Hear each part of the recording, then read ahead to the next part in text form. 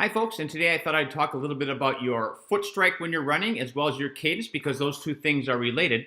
You have probably heard many, many times before that your cadence when you're running should be 180 and that you should be striving to strike the ground with a mid-foot strike.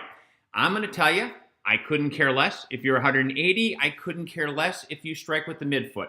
Now, I should qualify, I'm talking about road racing. Track racing is a little bit different, but for road racing, road running, the 180 and midfoot, they're a means to an end. They are not the goal in and of themselves. So I'm here to tell you, you could be getting 180, you could be getting midfoot, but you could still have terrible efficiency and not being what you need to be in running. Conversely, your numbers and landing could be very different than that.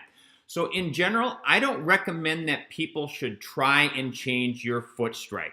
Now, there are situations where probably you should, but I'll get for 99.9% runners, you don't need to worry about your foot strike. Your foot strike will automatically change with different types of running, and it's going to be what's going to be. But let's talk about the means, the end. What are you trying to do? So first of all, there's my means to an end.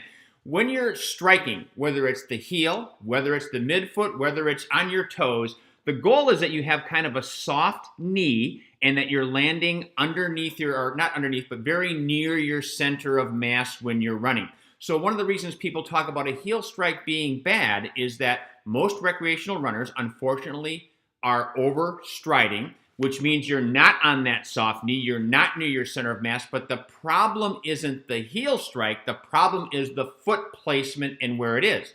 Steve Prefontaine was a heel striker. Ned Keflezighi is a heel striker. There's lots of elites that are heel strikers. There's lots of elites that are forefoot strikers. The foot strike isn't the issue. It's where is your foot landing that you want to be concerned with. The second thing you want to be concerned with is being light and quick on your feet. You ever been running and you can hear the person behind you running? That's not good. You shouldn't be able to hear them. You shouldn't be able to hear yourself. Your goal is like you're running on hot coals or you're running on eggshells. It's very quick. It's very light.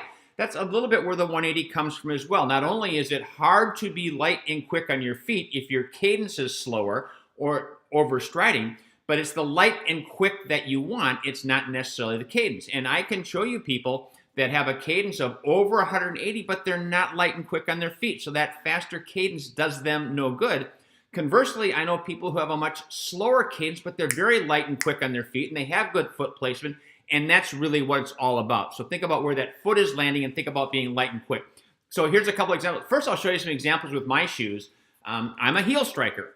This is a shoe I usually use for training and maybe difficult to see. You can see the black part here is all worn down. I've got the white spot there because I'm striking the heel. That's where I see the wear on my shoe. This is another shoe that I wear. This is my racing flat. So typically I'm only using this for speed work or for races. And even though this shoe has many more miles on the other shoe, you can see there's very little wear on the heel, although there's some. Why is that? Because my foot strike automatically changes based upon the pace that I'm running. It's not something I'm thinking about doing it. It's something that happens.